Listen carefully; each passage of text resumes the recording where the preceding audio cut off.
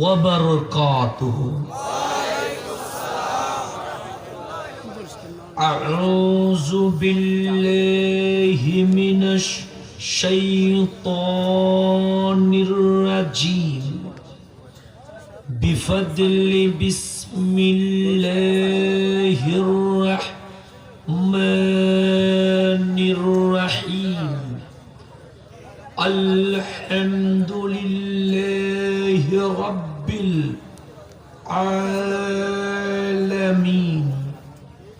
अल-मलिकिल मअबूद अल्लज़ी खलक़ल बशर फ़ी अल्वानिन मुख्तलिफ़ा वजअलन नास शुऊबन व क़बाइला लियुअरिफ़ बअदुहुम बअदा। वस्सलातु रब्बी वस्सलामुहुल अतम्मानिल अकमलानि अला मन तनव्वरा बिहिल वजूद सय्यदिना व नबीना व रऊफिना व रहीमिना रसूलिल्लाह।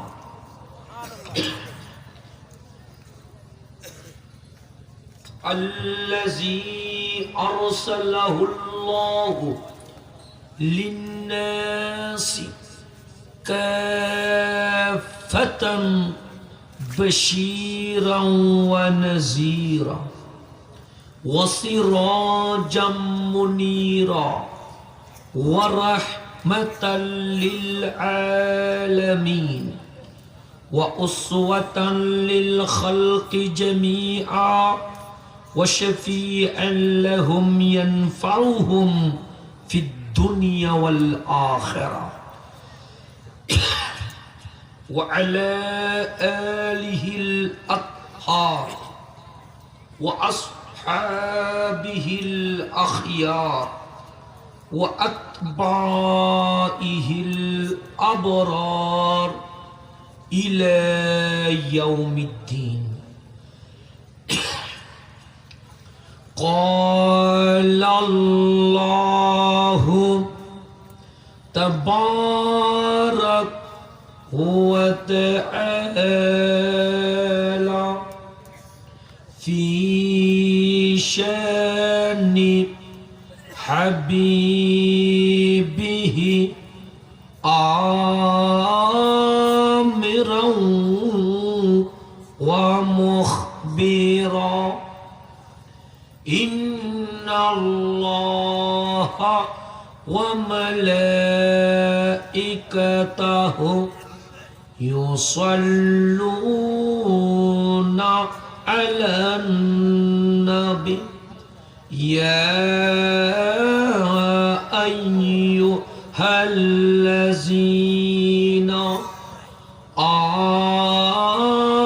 आमनू सल्लू अलैहि वसल्लिमू तस्लीमा।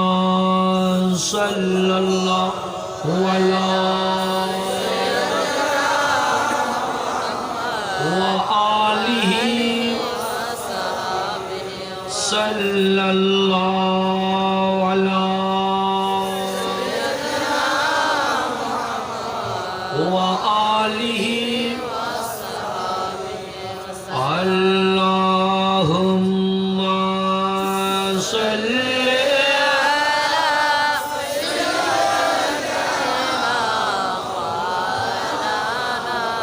व अला आलिहि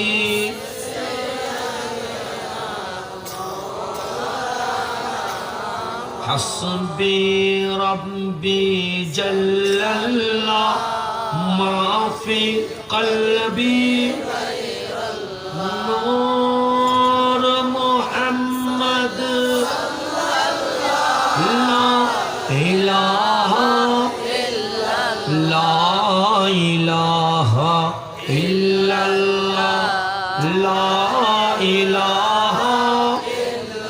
সুবহানাল্লাহ ওয়ালহামদুলিল্লাহ লা ইলাহা লা ইলাহা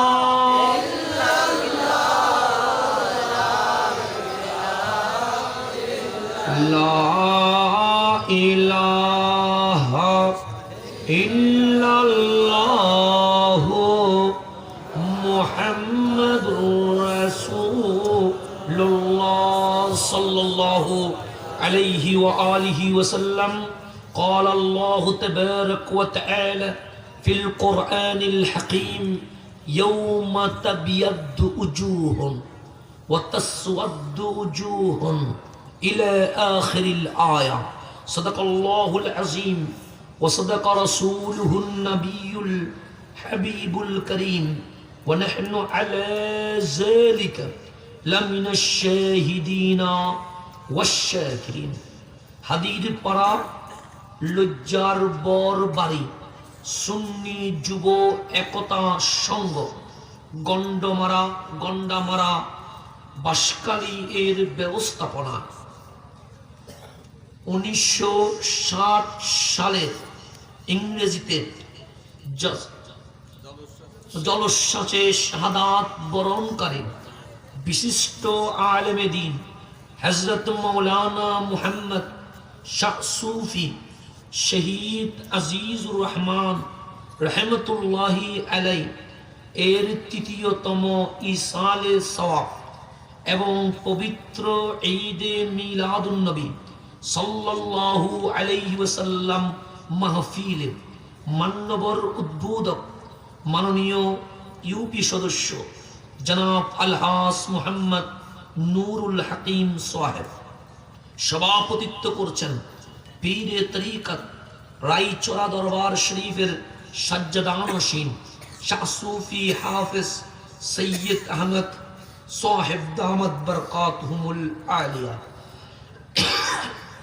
প্রধান অতিথি বিশিষ্ট শিক্ষানুরাগী জনাব মুহাম্মদ আব্দুর রহিম সাহেব বিশেষ অতিথি জনাব মুহাম্মদ মাহমুদুল ইসলাম সাহেব জনাব মাস্টার মুহাম্মদ রিদওয়ানুল হক সাহেব সহ উপস্থিত সম্মানিত মেহমান বৃন্দ সম্মানিত উলামায়ে কেরাম হাদির পাড়া লজ্জার বরবারে সুন্নি যুব একতা সংঘের সকল সদস্য বৃন্দ বিশেষ করে যাদের জন্য এখানে আসা আশাকে মুস্তাফা গোলামানে মুস্তাফা খাদেমানে আউলিয়া পর্দার অন্তরালে মা ও বোনেরা আমার সালাম গ্রহণ করবেন। আসসালামু আলাইকুম ওয়া রাহমাতুল্লাহি ওয়া বারাকাতুহু।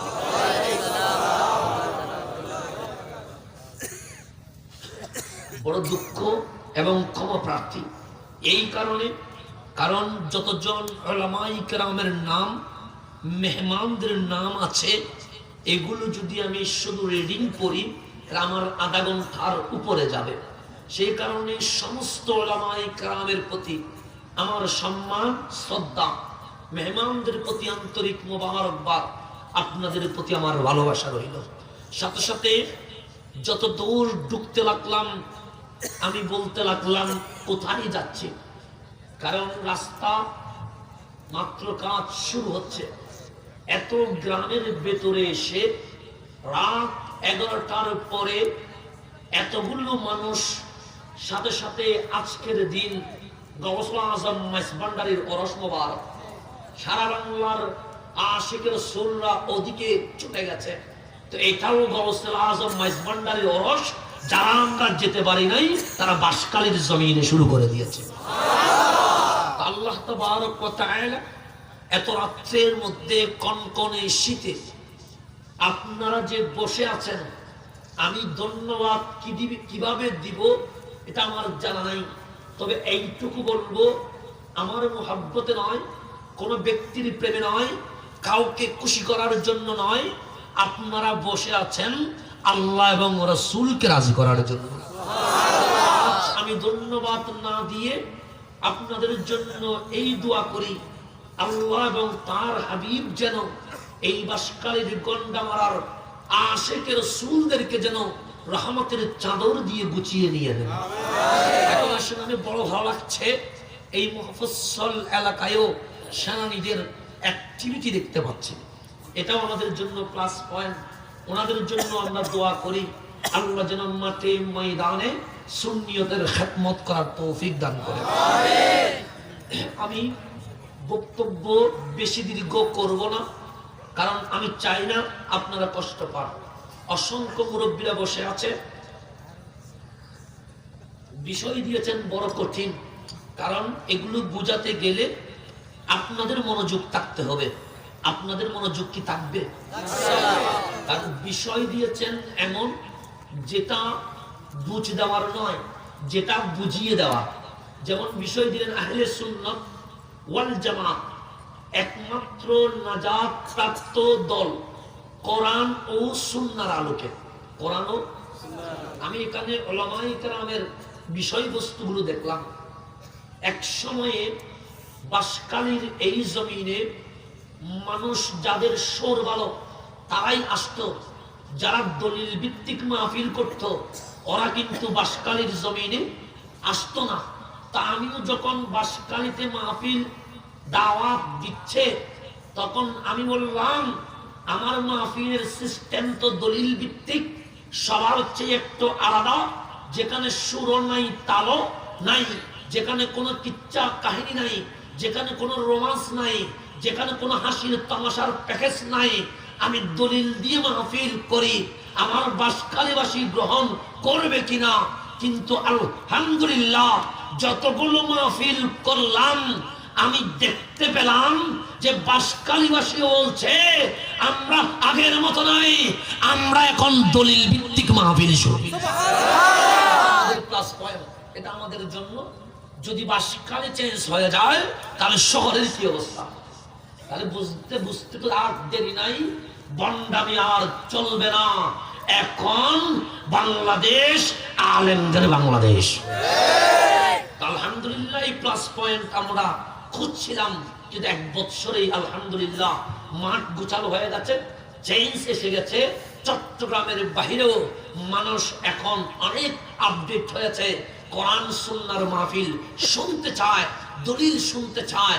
এখন রিকশাওয়ালাও বলে হুজুর এই হাদিসটা কোন কিতাবে আছে, ভ্যানগাড়িওয়ালাও বলে হুজুর এই হাদিসটা কোন কিতাবে আছে।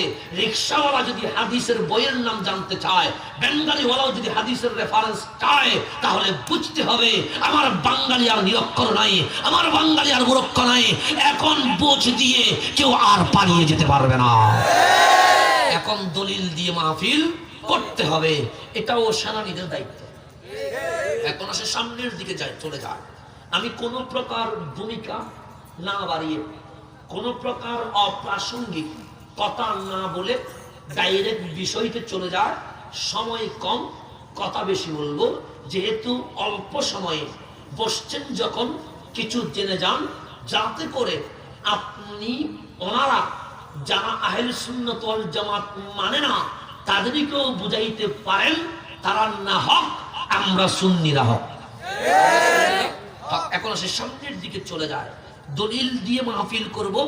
আপনি গভীর মনোযোগ দিলে আমি কথাগুলোকে সহজ করার চেষ্টা করব।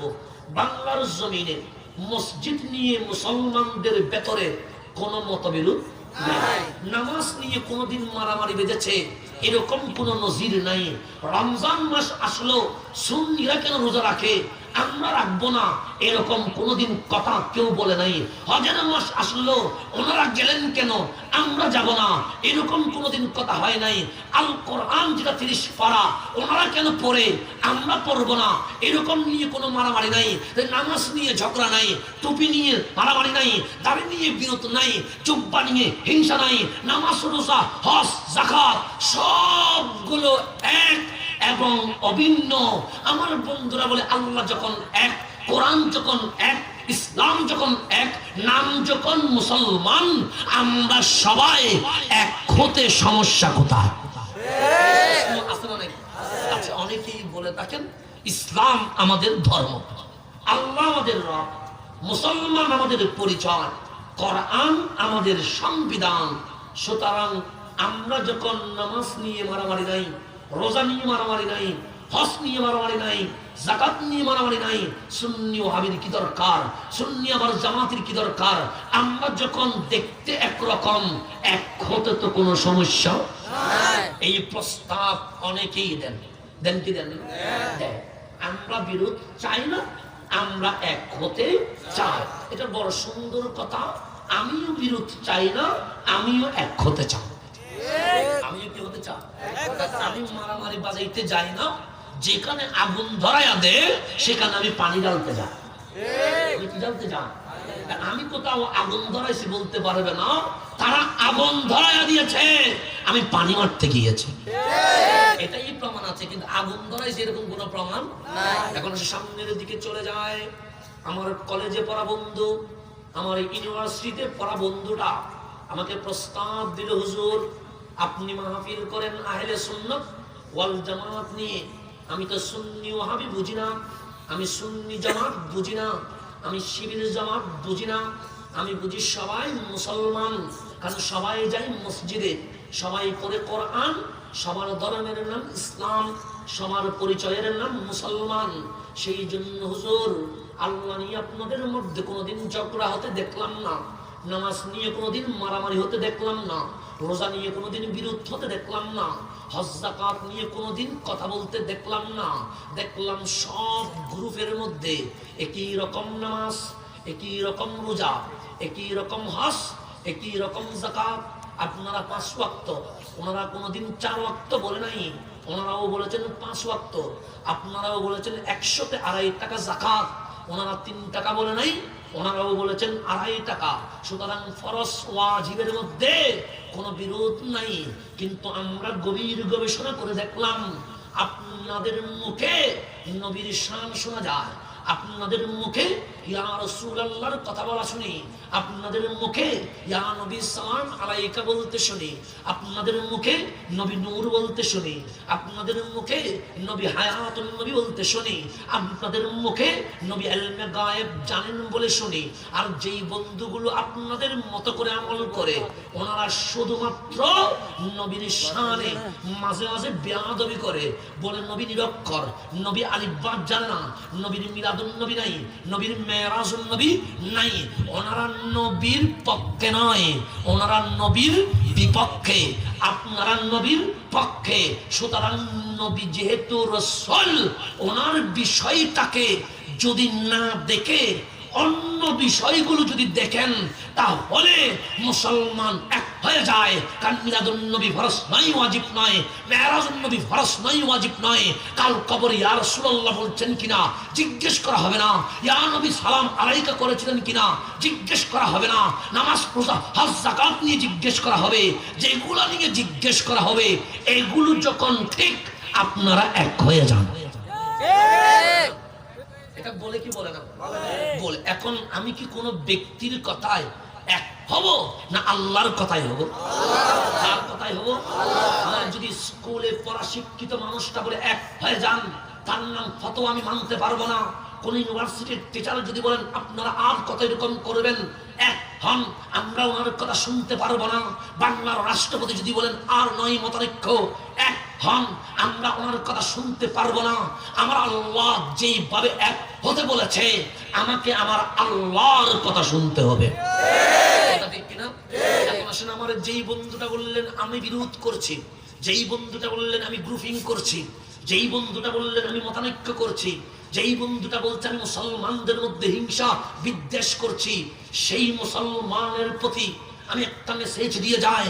আল্লাহ আল কোরআন সূরা আলে ইমরানের 102 নম্বর আয়াতে বলতে লাগলেন, ইয়াউমা তাবিয়াদ্দু উজুহুন ওয়া তাসওয়াদ্দু উজুহুন।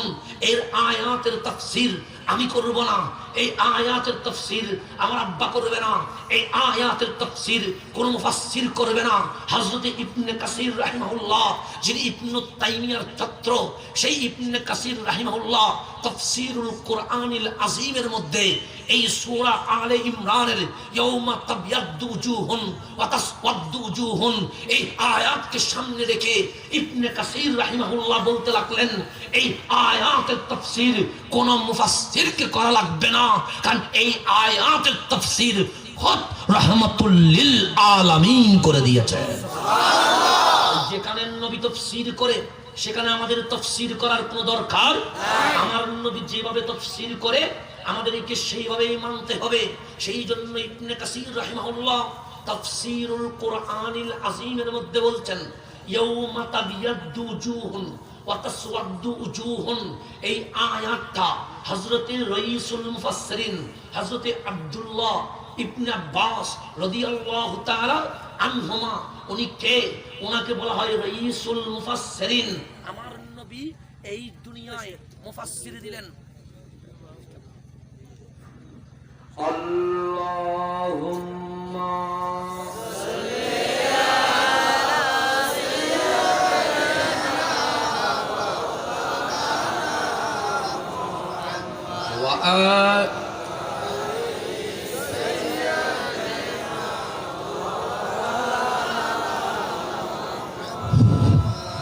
মাইক ঠিক রাখবেন। আর সবগুলো লাইট চলে গেলে সমস্যা নেই, আপনি মাইক ঠিক রাখবেন, কারণ আমার মনোযোগ যদি ডিস্টার্ব হয়ে যায় আমার বিষয় লড়ে যাবে। কারণ আমি যেটা পেশাদার বক্তা, আমি পেশাদার ওয়াইজিন নয়, সেই জন্য আমার অনেক মেন্টালিটি, অনেক কিছু আমার মেনটেন করতে হয়। সেই মেনটেনের কারণে অনেকেই মনে করেন আমি ভাব দেখাই, অনেকে মনে করেন আমি দাম বাড়াই, কিন্তু আমার একটা উদ্দেশ্য আছে, লক্ষ্য আছে। আমি মাহফিল টাকা কামানোর জন্য করি না, আমি মাহফিল পরিবর্তনের জন্য করি। এক প্রথম নাম্বার, আমার মাইক ঠিক থাকতে হবে। অন্যগুলো দূরের কথা, মাইক ঠিক থাকতে হবে। 2 নাম্বার, শ্রোতার রেসপন্স থাকতে হবে। কারণ আমি বলবো না সুবহানাল্লাহ বলেন, আমি বলবো না আলহামদুলিল্লাহ বলেন, আমি বলবো না চিল্লাইয়া বলেন, আমি বলবো না আস্তে করে বলেন। কারণ এগুলা করে সময় অপচয় করার এই সুযোগ আর নাই। সুতরাং আমার মাঝখানে কোনো বিরতি নাই, ডাইরেক্ট চলবে অ্যাকশনের মতো, কারণ যাতে করে অল্প সময়ে বিষয় যেন বুঝতে পারেন। সেই কারণে মাইক ঠিক থাকবে। লাইট বন্ধ হয়ে গেলে আমাদের কোনো সমস্যা নাই, কারণ লাইটিংয়ের উপর আমার মাহফিল নয়, আমার মাহফিল হচ্ছে আপনাদের উপর। এখন আসে সামনের দিকে চলে যায়, গভীর মনোযোগ দিয়ে রাখেন, যাতে করে আমরা আমার আলোচনা গুছিয়ে রাখতে পারি। ইয়াউমা তাবিয়াদ্দু উজুহুন ওয়া তাসওয়াদ্দু উজুহুন, এই আয়াতকে সামনে রেখে রাইসুল মুফাসসিরিন হযরত আব্দুল্লাহ ইবনে আব্বাস রাদিয়াল্লাহু তাআলা আনহুমা, এটা আমার বানানো মুফাসসির নয়, এটা আপনার বানানো আন্তর্জাতিক খ্যাতিসম্পন্ন মুফাসসির নয়, এটা আমার নবীর দেওয়া মুফাসসির। সুবহানাল্লাহ। আমার বানানো মুফাসসির দামি না নবীর বানানো মুফাসসির দামি? আমরা মানব ব্যক্তির মুফাসসির না নবীর মুফাসসির? সেই জন্য আমার নবী বলে গেলেন, আমি তোমাদেরকে মুফাসসির দিয়ে গেলাম। ওই মুফাসসিরের নাম হযরতে আব্দুল্লাহ ইবনে আব্বাস রাদিয়াল্লাহু তাআলা আনহুমা, যাকে আমার নবী 10 বার নিজে বসিয়ে কোরআনের তাফসীর শিখিয়েছেন। বন্ধু আমার, আমাকে যদি মুফাসসির ডাকেন, আমাকে শিখিয়েছে আমার বাবা, কিন্তু রাইসুল মুফাসসিরিন হযরতে আব্দুল্লাহ ইবনে আব্বাস রাদিয়াল্লাহু তাআলা আনহুমা, ওনাকে তাফসীর শিখিয়েছেন রাহমাতুল লিল আলামিন। নবীর দেওয়া মুফাসসির বড় দামি। সেই জন্য ইবনে কাসির রাহিমাহুল্লাহ তিনি বলেন, যেখানে হযরতে আব্দুল্লাহ ইবনে আব্বাস রাদিয়াল্লাহু তাআলা আনহুমা তাফসীর করে, সেখানে আর কোন মানুষের তাফসীরের দরকার নাই। সেই জন্য বন্ধু আমার, আমি অন্য কারো রেফারেন্স না দিয়ে ইবনে কাসির রাহিমাহুল্লাহ তিনি তাফসীরুল কুরআনিল আযীমের মধ্যে, এটাকে অনেকেই তাফসীর ইবনে কাসির বলে থাকে, এই কিতাবের মধ্যে তিনি বলেন ইয়াউমা তাবিয়াদ্দু উজুহুন ওয়া তাসওয়াদ্দু উজুহুন, সে এটার তাফসীর আমি ইবনে কাসির করব না। কেন করব না? সেটার তাফসীর খুদ করেছে দয়াল নবী।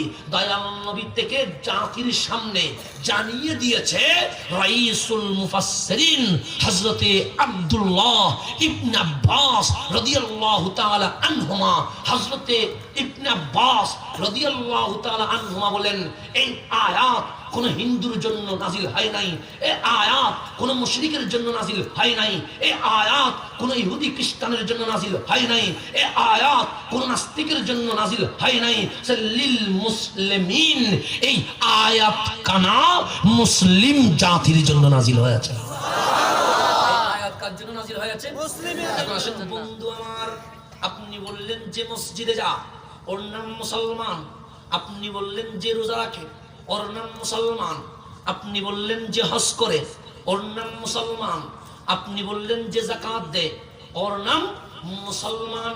কিন্তু বন্ধুরে, আমার কথায় কেউ মুসলমান হবে না, আমার কথায় কেউ কাফের হবে না।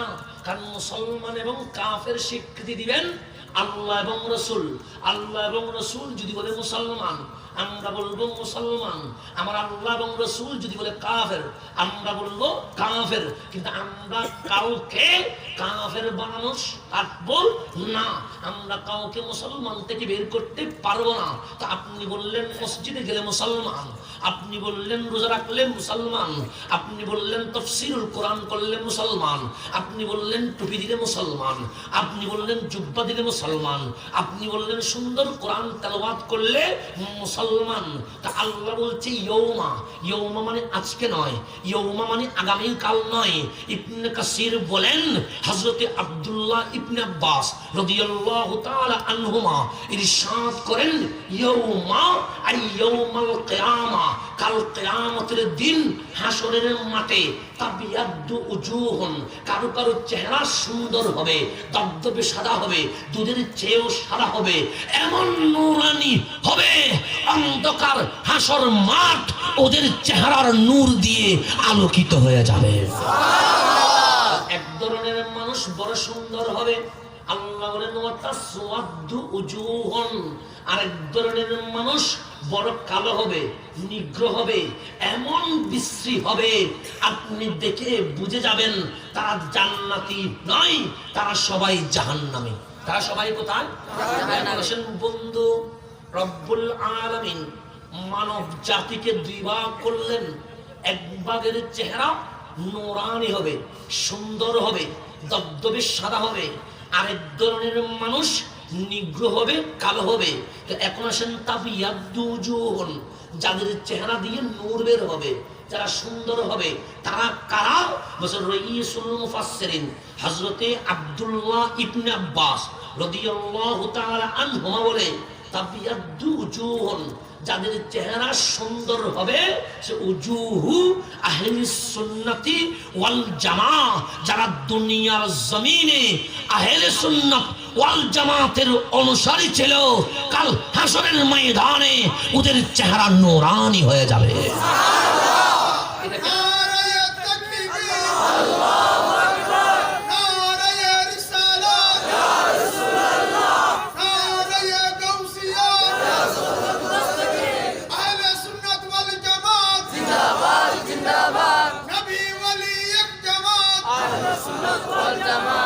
তাহলে এখন আসেন বন্ধু আমার, আমি ভাগ করি নাই।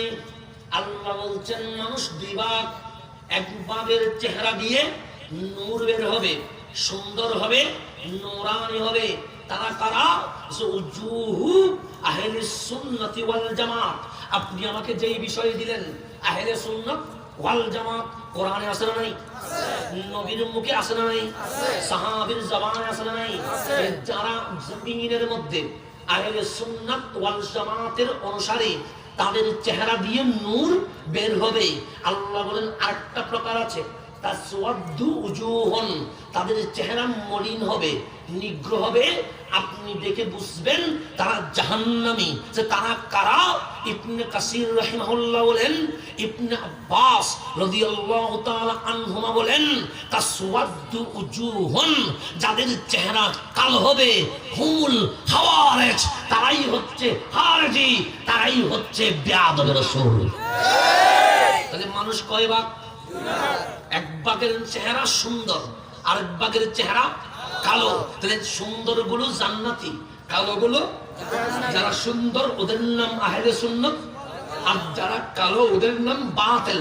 এটা কি বাক আমি করেছি না আল্লাহ করেছেন? তাহলে বন্ধু আমার, তুমি যে আমারে বললা আমি মুসলমানদের মধ্যে ডিভাইড করি, তুমি যে আমারে বললা আমি মুসলমানদের মধ্যে গ্রুপিং করি, তুমি যে আমাকে বললা আমি মুসলমানদের মধ্যে দলাদলি করি, আমার আল্লাহ আল্লাহ হয়ে সর্বপ্রথম মুসলমানদের মধ্যে দুই ভাগ করলেন। এক ভাগকে জান্নাতি বানাইলেন, আরেক ভাগকে জাহান্নামী বানাইলেন। যারা জান্নাতি ওদের নাম সুন্নি, যারা জাহান্নামী ওদের নাম ওয়াহাবি। এটা কি আমি বলেছি না আল্লাহ বলেছে? আমি যদি গ্রুপিং করি, আমি আগে করি নাই, গ্রুপিং দিয়েছেন রব্বুল। এখন পাবলিক বলে এখন আল্লাহ বলে তুই কেমনে এক হবি? ডিভাইড তো আমি করে দিয়েছি। ডিভাইড কে করে দিয়েছে? আল্লাহ। তো আল্লাহ যেখানে ডিভাইড করে সেখানে বান্দা কখনো এক করতে পারে না। তুমি ঐক্যের প্রস্তাব দিও না, তুমি প্রস্তাব দাও সকল অসুন্নি যেন সুন্নি হয়ে যায়। সুন্নি হলে এক হবে, সুন্নি না হলে ঐক্যের কোনো দরকার নাই। তুমি বেশি বুঝে গেছো আল্লাহ থেকে। আল্লাহ কোরআনে বলছে তাসওয়াদ্দু উজুহুন ফাআম্মাল্লাযিনা, আল্লাহ বলে ফাআম্মাল্লাযিনা সাওয়াদ্দাত উজুহুহুম, যাদের চেহারা নিগ্র হয়ে গেছে, কালো হয়ে গেছে, মলিন হয়ে গেছে, দেখে আপনি জাহান্নামী বললেন। আল্লাহ বলছে আমি তাদেরকে বলবো আকাফারতুম বা'দা ঈমানিকুম, এই মুনাফিক, এই কাফের, এই মুস্তাহির রাসূল ঈমান আনার পর আবার কাফের হলি কেন? কাফের কারে বলে? মূর্তি পূজার নাম কাফের নয়, মূর্তি পূজা করলে মুশরিক বলে। আল্লাহরে জিজ্ঞেস করেন মাওলা কাফের কারে কয়? আল্লাহ বলে আমার থেকে শোন, মালাইকাদের ফেরেশতাদের সর্দার বানাইছিলাম ইবলিস রে ৬০০০ কোটি বৎসর আমি মাওলার কুদরতি কদমে সিজদা দিয়ে চলেও আমলের কমতি নাই, সিজদার কমতি নাই, ইবাদতের কমতি নাই। আমল কিরকম? তুই জান্নাতের উপর ঈমান এনেছিস না দেখে, তুই আসমানের উপর ঈমান এনেছিস না দেখে। ইবলিস চোখ দিয়ে জান্নাত দেখেছে, আসমান দেখেছে, তুমি কখনো ফেরেশতা দেখো নাই। ইবলিস ফেরেশতাদের উপর সরদারি করেছে। ইবাদত কম না বেশি? জ্ঞান কম না বেশি? আমরা জীবনে জান্নাত দেখলাম না, আমরা বললাম আল্লাহ দেখা লাগবে না, তোমার নবী বলল জান্নাত আছে, আমরা ঈমান আনলাম। আসমানের উপরে কি আছে নাই আমাদের দেখানোর কোনো দরকার নাই, তোমার নবীর মাধ্যমে জানিয়েছো, আমরা বিনা যুক্তিতে মানিলাম। কিন্তু ইবলিস আসমানের উপরেও দেখলো, জান্নাতও দেখলো। জ্ঞান আমার বেশি না ইবলিসের বেশি? ইবলিসের বেশি। ফেরেশতা কিরকম আমি জীবনে দেখি নাই, আপনিও জীবনে দেখেন নাই। আমরা বললাম মাওলা না দেখি ঈমান আনলাম, কিন্তু ইবলিস ফেরেশতাদের উপর সরদারি করেছে। তাহলে জ্ঞান আমার চেয়ে বেশি, ইবাদত ৬০০০ কোটি বৎসর, আমরা ১৪ গোষ্ঠী যদি এক হয়ে যায় ইবলিসের ইবাদত বেশি হবে, এত বেশি হবে। জমিন যদি বিছানো হয়, ইবলিসের ইবাদত যদি রাখা হয়, ইবলিসের ইবাদত জমিনের চেয়ে বেশি হয়ে যাবে। তাহলে ইবাদত আছে না নাই? আছে। এলম আছে না নাই? সেই জন্য বন্ধু ওরা বলে আমার স্কলার ইংরেজি জানে, এত ডিস্টার্ব কেমনে করে মাহফিলের মধ্যে? ডিস্টার্ব করেন কেন? ইবলিস ঢুকছে না কোনো কথা। আল্লাহুম্মা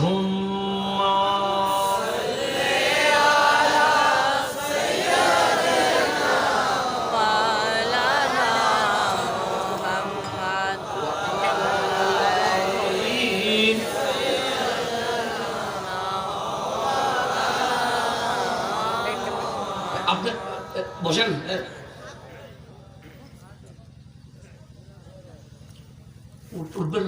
আমার মাহফিল বসলে ওঠার কোনো কি নাই, সুযোগ নাই, বসে বসে থাকতে হবে। এটা তখন শেষ না করি তখন কি ক্লাসরুম, ক্লাসরুম থেকে ছাত্র বাইরে দিতে পারবে? অনুমতি আছে? তো বসে থাকেন, শেষ পর্যন্ত বসবেন। এখন উঠলে মাহফিল ডিস্টার্ব, একজনের জন্য কেন মাহফিল ডিস্টার্ব করবো? দুইজনের জন্য মাহফিল ডিস্টার্ব করবো? একজন বলতেছে হুজুর আমার এই বিলিশ রাখবে, কারো লাগবে এই বিলিশ আছে কেন? সে কিছু টাকা দিতাম, কি দিতাম? তো হুজুর বলতেছে তুই 2 দিন পর আয়। কদিন পরে? 2 দিন পরে। 2 দিন পর আসছে। তো হুজুর ইবলিসকে খুঁজে পাইছেন? বলছে তোর কি ইবলিসকে বেশি দরকার? হ্যাঁ দরকার। আমি মাহফিলে বসবো, মাহফিল করব, তুই দেখবি যে মানুষটা উঠি চলে যায় ওরে ওই হচ্ছে ইবলিস, ওরে টাকা দিয়ে দিবি। তাহলে এখানে বুঝতে হবে যে মানুষটা উঠতে চায় তার ইবলিসে কোথায়, তারপরে কি ইবলিস আবার করছে। সেই জন্য উঠলে মনে করতে হবে যে কি পাইছে, ইবলিসে পাইছে, সেই জন্য বসে থাকেন। তো এখন সামনের দিকে চলে যায়, আপনারা গভীর মনোযোগ দিবেন।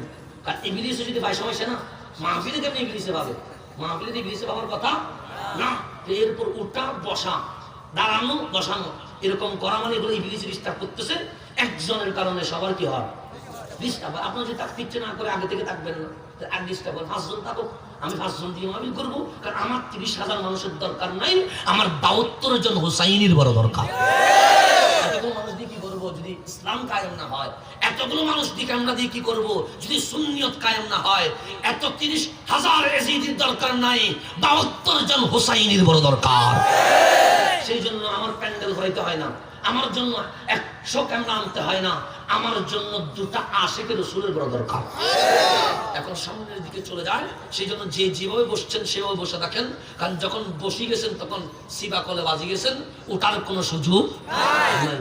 উঠলে বসতে হবে, বসাবো আরো, তখন ইজ্জত যাবে। সেই জন্য বসছেন, ইজ্জত নিয়ে বসেন। এখন সামনের দিকে যায়, তাহলে গভীর মনোযোগ দিবেন। মানুষ কয়বা? এক বাগের চেহারা কি হচ্ছে? নূরানি হচ্ছে। আর এক বাগের চেহারা কি হচ্ছে? সুন্দর। তাহলে কাফের কি হচ্ছে?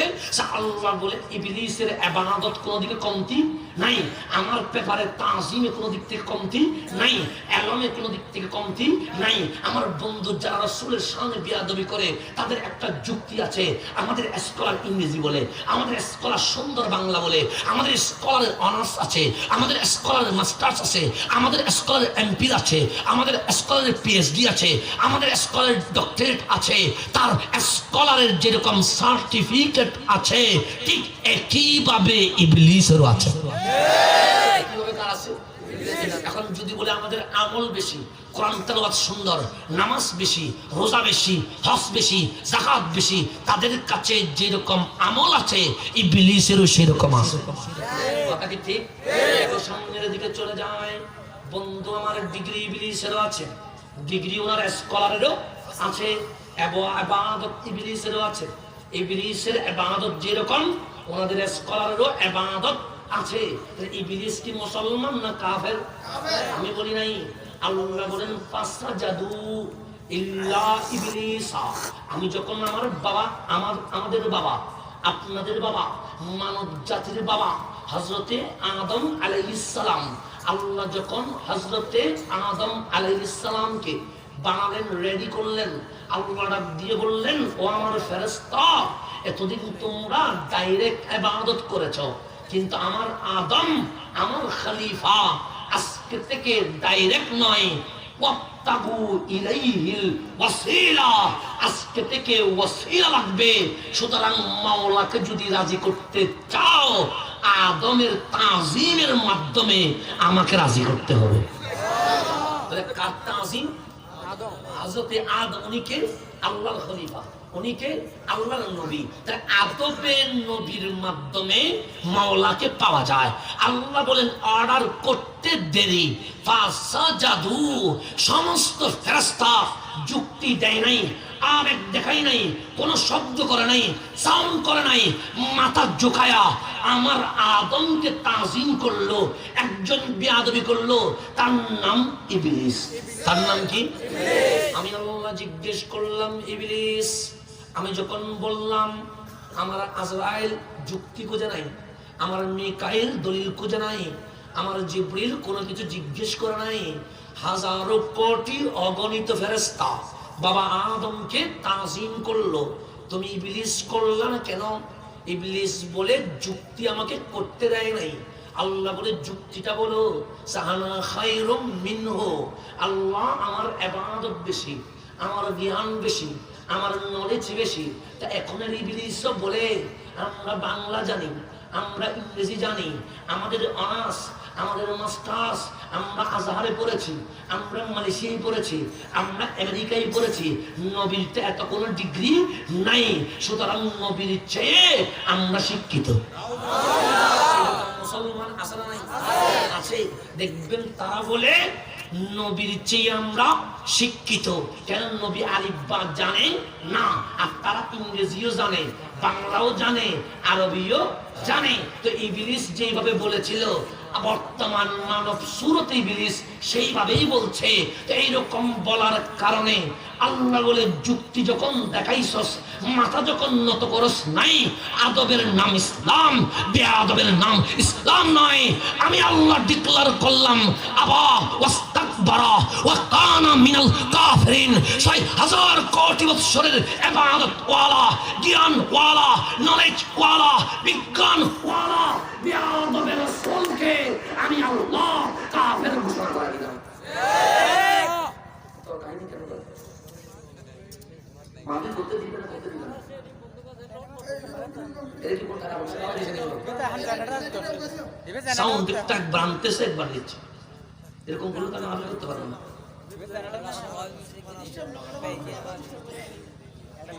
তাহলে এখন আসলে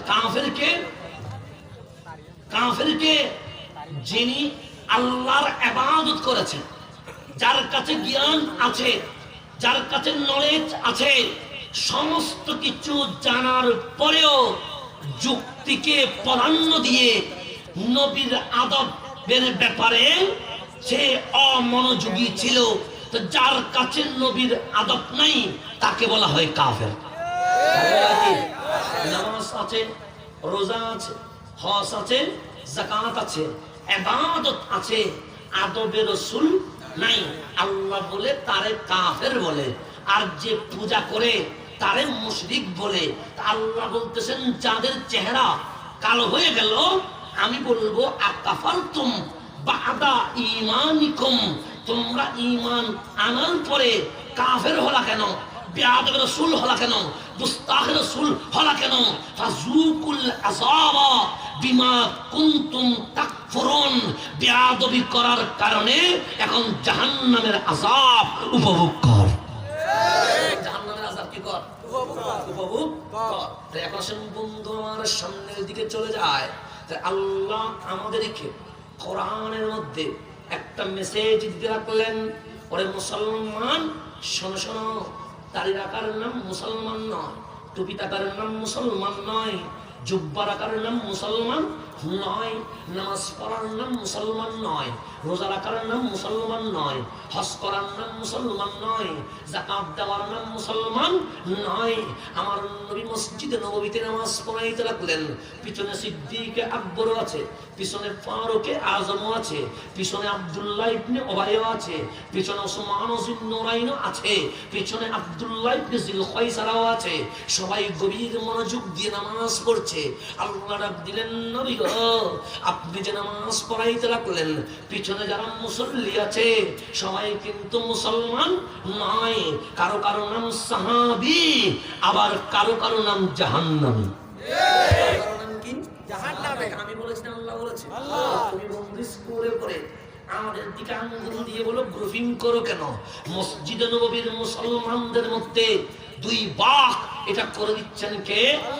আল্লাহ ডাক দিয়ে বললেন, নবী রে, এই আবু বকর নামাজ পড়ে, আব্দুল্লাহ ইবনে উবাই নামাজ পড়ে, ফারুক আজম নামাজ পড়ে, আব্দুল্লাহ ইবনে জিল খায়সারাও নামাজ পড়ে। পাদ্রী আবু বকর যেরকম পড়ে, আব্দুল্লাহ ইবনে উবাই সেরকম পড়ে, জুব্বা আবু বকর যেরকম পড়ে, আব্দুল্লাহ ইবনে উবাই সেরকম পড়ে, আবু বকর যেরকম কোরআন পড়ে, আব্দুল্লাহ ইবনে উবাই সেরকম কোরআন পড়ে, আবু বকর যেরকম জিহাদে যায়, আব্দুল্লাহ ইবনে উবাই সেরকম জিহাদে যায়, আবু বকর যেরকম কোরআন পড়ে, কোরআন তাফসীর করে, আব্দুল্লাহ ইবনে উবাইও কোরআন তাফসীর করে। আবু বকর যেরকম টুপি রাখে, দাড়ি রাখে, আব্দুল্লাহ ইবনে উবাই দাড়ি রাখে। নবীরে শোনেন, আবু বকরের ইবাদত আবু বকরকে সিদ্দিক আকবর বানায়া জান্নাতুল ফেরদাউসে নিয়ে গেছে। আর আব্দুল্লাহ ইবনে উবাইর ইবাদত তারে মুনাফিক বানাইয়া জাহান্নামের কুকুর বানাইয়া দিয়েছে।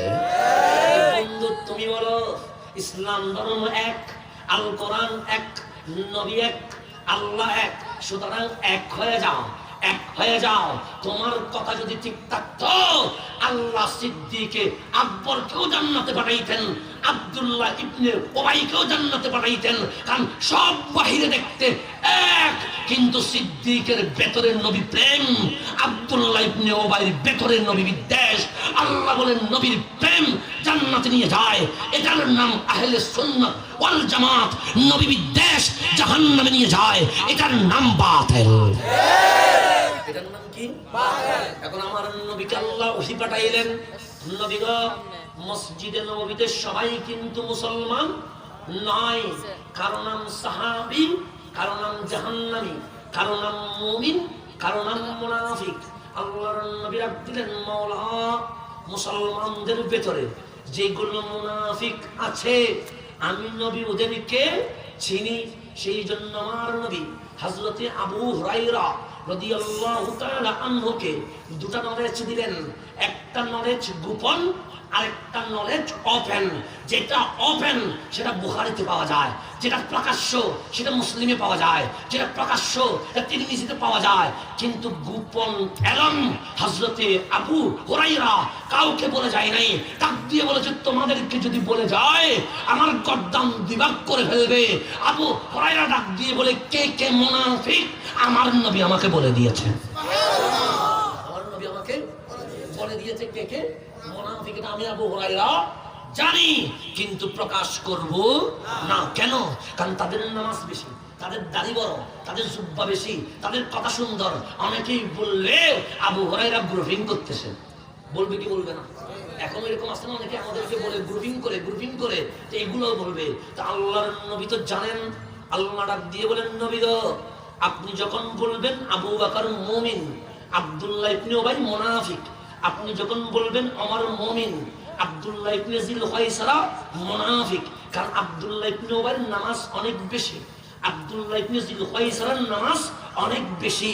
আপনি যখন বিভাগ করে ডিক্লার দিবেন তখন বলবেন নবী স্বজন প্রীতি করে, নবী পক্ষে টানে, আবু বকরকে পাশে নেয়, আব্দুল্লাহ ইবনে উবাইকে দূরে সরাইয়া দেয়, ওমরকে বুকে নেয়, আব্দুল্লাহ ইবনে জিল খায়সারাকে দূরে সরাইয়া দেয়। নবীরই ডাইরেক্ট নাম বলবেন না, কাজে প্রমাণ করে দেন ওদের নাম মুনাফিক, ওদের নাম মুমিন। ওদের নাম কি? এটা কাজে কিসে প্রমাণ করেন? কাজে। আল্লাহ বললেন নবী গো আমি আপনাকে সূত্র দিতে লাগলাম, একটা মাহফিলের ডাক দেন। দয়াল নবী রাহমাতুল লিল আলামিন মসজিদে নববীতে এক মহা সমাবেশের ডাক দিলেন, যেখানে মুমিনও আছে মুনাফিকও আছে, যেখানে আমার নবীর সিদ্দিকও আছে, আব্দুল্লাহ ইবনে উবাইও আছে, যেখানে আমার নবীর ফারুকও আছে, আব্দুল্লাহ ইবনে জিল খায়সারাও আছে, যেখানে হুসাইনিও আছে, ইয়াজিদিও আছে। এরকম যখন ডাকলেন আল্লাহ বলেন নবী গো আপনি তাদেরকে একটু কোরআনের দিকে রাখেন, নামাজের দিকে রাখেন, রোজার দিকে রাখেন, হজের দিকে রাখেন, যাকাতের দিকে রাখেন, আমলের দিকে রাখেন। আমার নবী বললেন নামাজের দিকে এসো, সিদ্দিকও দৌড় দেয়, আব্দুল্লাহ ইবনে উবাইও দৌড় দেয়, ওমরও দৌড় দেয়, আব্দুল্লাহ ইবনে জিল খায়সারাও দৌড় দেয়। আমার নবী বললেন রোজার দিকে এসো, দেখে সবাই দৌড় দেয়, মুমিনও দৌড়ে, মুনাফিকও দৌড়ে। আমার নবী বললেন কোরআনের দিকে এসো, মুমিনও দৌড়ে, মুনাফিকও দৌড়ে। আমার নবী বললেন হজ যাকাতের দিকে এসো, মুমিনও দৌড়ে, মুনাফিকও দৌড়ে। আমার নবী বললেন আল্লাহর দিকে এসো, মুমিনও দৌড়ে, মুনাফিকও দৌড়ে। আল্লাহর দরবারে আরজ করলেন রাহমাতুল লিল আলামিন, ডাক দিয়ে বলে মাওলা আমি তোমার দিকে রাখলাম, মাওলা আমি কোরআনের দিকে রাখলাম, মাওলা আমি নামাজের দিকে রাখলাম, মাওলা আমি আমলের দিকে রাখলাম। দেখলাম আমার সিদ্দিকও দূরে যায়, দেখলাম আমার ওমরও দূরে যায়, দেখলাম আমার উসমানও দূরে যায়, দেখলাম আমার আলীও দূরে যায়, সাথে সাথে মুনাফিকও দূরে যায়, সাথে সাথে মুনাফিকও। এখানে তো পার্থক্য করা সম্ভব। আল্লাহ ডাক দিলেন নবী গো মুনাফিক আমারে নিয়ে ঝামেলা করে না, মুনাফিক নামাজ নিয়ে ঝামেলা করে না, মুনাফিক মসজিদ নিয়ে ঝামেলা করে না, মুনাফিক কোরআন নিয়ে ঝামেলা করে না। নামাজ সিদ্দিকও ভালোবাসে, মুনাফিকও ভালোবাসে, রোজা ওমরও ভালোবাসে, মুনাফিকও ভালোবাসে। আমলের ক্ষেত্রে মুনাফিকের কোনো সমস্যা আল্লাহ আমি মুনাফিক জাতির সামনে ধরাবো কেমনে? এখন যখন আমলের দিকে রাখলেন, দেখলেন মুমিনও গেছে মুনাফিকও গেছে, তারা যখন আমলের দিকে গেছে, এখন ডাক দিয়ে বলেন ওয়া ইলার রাসূল, আমি নবীর কদমে আয়, আমি নবীর কদমে আয়, আমি নবীর কদমে আয়। রাআইতাল মুনাফিকিনা, আমি বলি নাই, আল্লাহ বলছে রাআইতা, আপনি নবী দেখবেন আল মুনাফিকিনা, মুনাফিকদেরকে ইয়াসুদ্দুনা আনকা সুদুদা, আপনি নবীর কদম থেকে পালিয়ে চলে যাবে। আপনি নবীর কদম থেকে যখন বলবেন ইয়া রাসূলুল্লাহ, তার ফালতু লেগে উঠবে। যখন বলবেন ইয়া নবী সালাম আলাইকা, তার বেদাত মনে হবে। যখন মিলাদুন নবী বলবে, তার অপচয় মনে হবে। যখন মেরাজুন নবী বলবে, তখন শিরক মনে হবে। যখন নবীর শান বলবে, তখন বান্দামি মনে হবে। নবীর ব্যাপারে যাদের অ্যালার্জি, আমি আল্লাহ ঘোষণা করলাম তাদের নাম মুনাফিক। তাদের নাম কি? আল্লাহ বললেন আপনি ইলার রাসূল, আপনার দিকে রাখেন। আমার নবী বললেন এই তোরা যারা নামাজে গেলি, এই তোরা যারা আল্লাহর দিকে গেলি, এই তোরা যারা কোরআনের দিকে গেলি, ইলার রাসূল আয়, নবীর কদমে আয়, আয় নবীর কদমে আয়। সিদ্দিক দৌড় দিয়ে নবীর কদমে, ওমর নবীর কদমে, ফারুক নবীর কদমে, যুলনুরাইন নবীর কদমে, মাওলাই কায়নাত নবীর কদমে, হাসান হুসাইন নবীর কদমে, সোয়া লক্ষ সাহাবী নবীর কদমে। আব্দুল্লাহ ইবনে উবাই বলেন না না, আব্দুল্লাহ ইবনে জিল হুয়াইসা বলেন না না, মুনাফিক বলে না না, আমরা নবীর কদমে আসবো না, সব মানবো, নবীর ইজ্জত মানতে পারবো না। আল্লাহ বলে ফিত্তারকিল আসফালে মিনান নার, যেই সব মুনাফিক নামাজ রোজা হজ যাকাত করার পরেও মুস্তাফার কদমে আসতে পারে নাই, হিন্দু বৌদ্ধ চাকমা নাস্তিক যেই জাহান্নামে থাকবে, তার চেয়েও নিকৃষ্ট জাহান্নামে পৌঁছাইয়া দিব। তাহলে বন্ধু আমার, তুমি বলো এক খা, নামাজ পড়লে তুমি বলো জান্নাতি, রোজা রাখলে তুমি বলো জান্নাতি, হজ করলে তুমি বলো জান্নাতি, কোরআন পড়লে তুমি বলো জান্নাতি।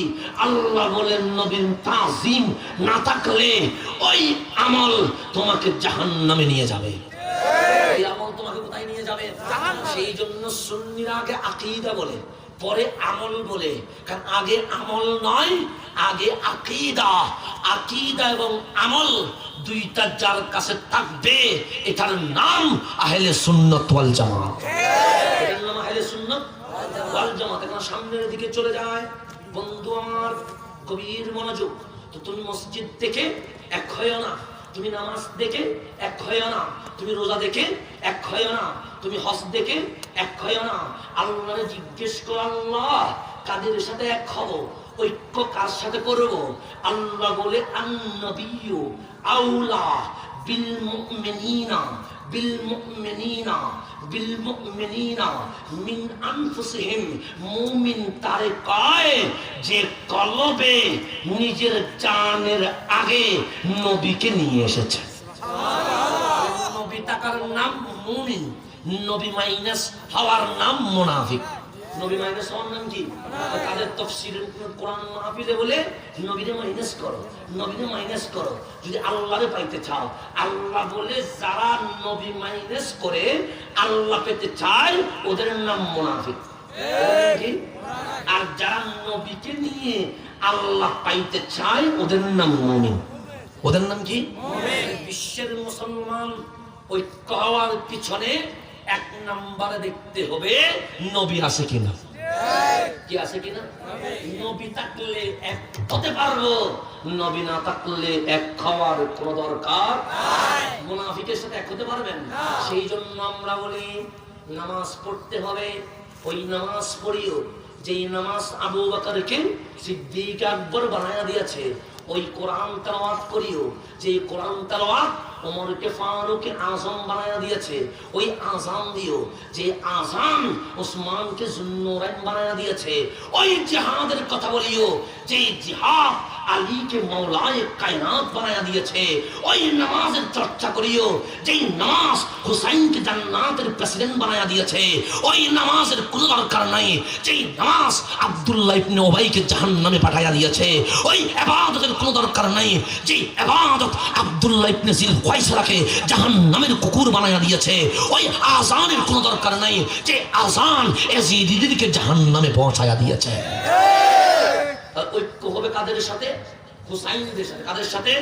হুসাইনদের সাথে। সেই জন্য আল্লাহ বলেন তাবিয়াদ্দু উজুহুন, যাদের চেহারা সুন্দর হবে তারাই হচ্ছে আহলে সুন্নাত ওয়াল জামাত। আর যাদের চেহারা নিগ্র কালো হবে তাদের নাম খারেজি। তাদের নাম কি?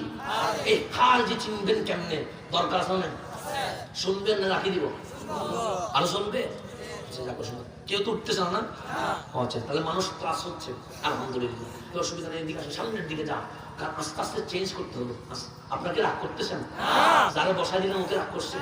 আচ্ছা, রাগ না করলে হইলো, কারণ কাউকে কষ্ট দেওয়ার জন্য আসি নাই, সবাইকে ভালোবাসা দেওয়ার জন্য আসছি। এখন আসে সামনের দিকে যান, কষ্ট পাওয়ার কিছু নাই, কারণ একজন উঠলে 5 জন উঠবে, একজন বসলে 5 জন বসবে। মানুষ দেখতে দেখতে শিখে। যদি আপনার মাধ্যমে বিশৃঙ্খলা শিখে মাহফিল বিশৃঙ্খলা হবে, আপনার মাধ্যমে যদি শৃঙ্খলা শিখে মাহফিল কি হবে? শৃঙ্খলবদ্ধ হবে। বেশিক্ষণ সময় নিব না, আসেন খারজিকে বুখারী শরীফ থেকে বলবো। কোন শরীফ থেকে? বুখারী শরীফের বাইরে যাব না, কারণ আমাদের দলিল কোরআন, আমাদের দলিল বুখারী শরীফ। অনেক বাতনরা বলে বুখারীতে না থাকলে মানবো না। ইমাম বুখারী বলে আমি তোদের পক্ষে নয়, আমি তো সুন্নিদের পক্ষে। কাদের পক্ষে? কেন? ইমাম বুখারী বলছে এই বুখারী শরীফ এমনিতে 1 নম্বর হয় নাই। বুখারী শরীফ কয় নম্বর কোরআনের পরে? 1 নম্বর। কথা কি ঠিক নাকি? এটা নিয়ে তো কোনো মারামারি নাই, এটা নিয়ে তো কোনো দলাদলি নাই, এটা নিয়ে তো কোনো ওয়াহাবি সুন্নি নাই। তাহলে কোরআনের বাদাল কোরআন, কোরআনের পর আফদালুল কিতাব, কিতাবের মধ্যে সর্ব উৎকৃষ্ট কিতাবের নাম বুখারী শরীফ। কথা কি ঠিক না? সেই জন্য বুখারী শরীফের ফজিলত আছে, যে ঘরে বুখারী আছে ওই ঘরে আগুন ধরবে না।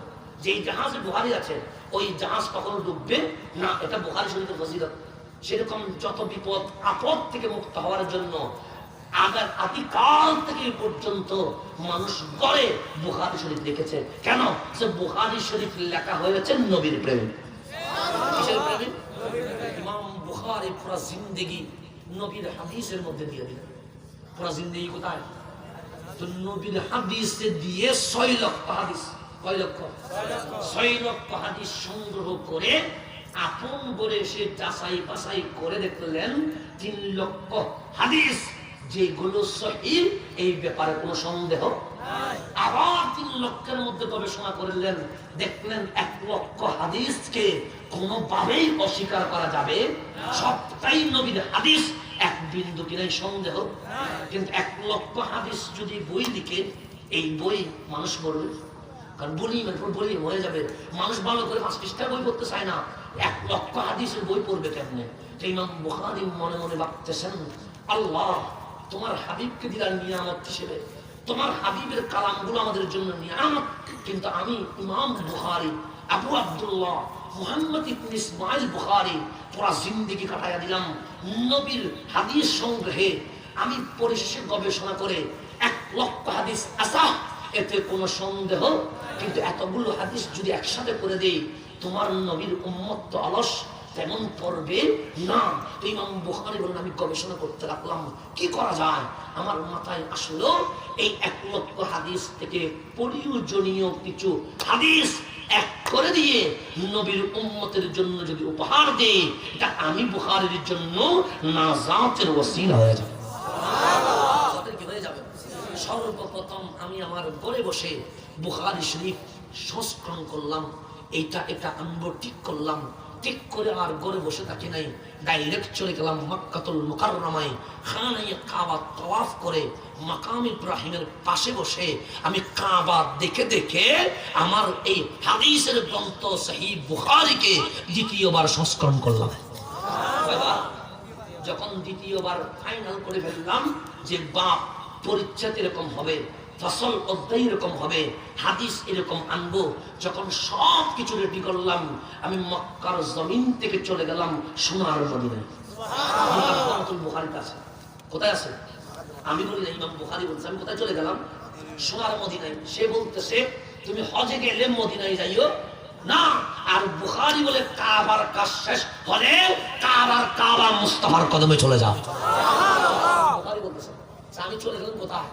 সোনার মদিনায়। গোসল ওযু করে 2 রাকাত নামাজ পড়ে রওজা মুবারকে ঢুকলাম।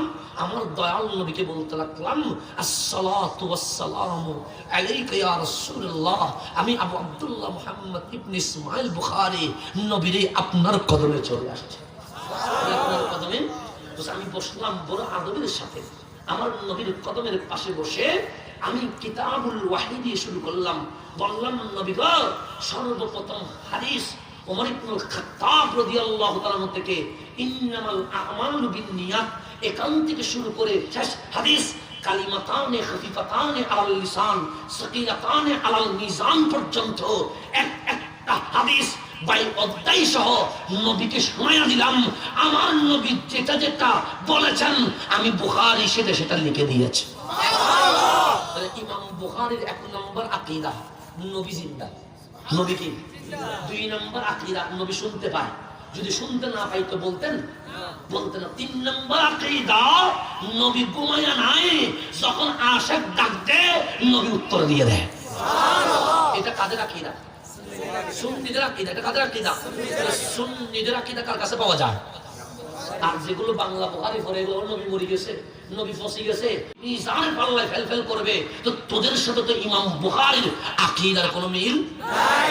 এই ইমাম বুখারীর এই আকীদা যখন আমার আলা হযরত আজিমুল বরকত ইমামুল ইশক মুহাব্বত ইমাম আহমদ রাজা ফাজিলে বেরলভী দেখলেন গড় থেকে প্রথমে মক্কা থেকে সোনার মদিনায় আলা হযরত কাবার তাওয়াফ শেষ করে মক্কায় যারা হাজী আসলেন তাদেরকে ডাক দিলেন, হাজিও आओ শাহিন শাহ का রওজা দেখো, কাবা দেখছো কি? কাবা का काबा देखो।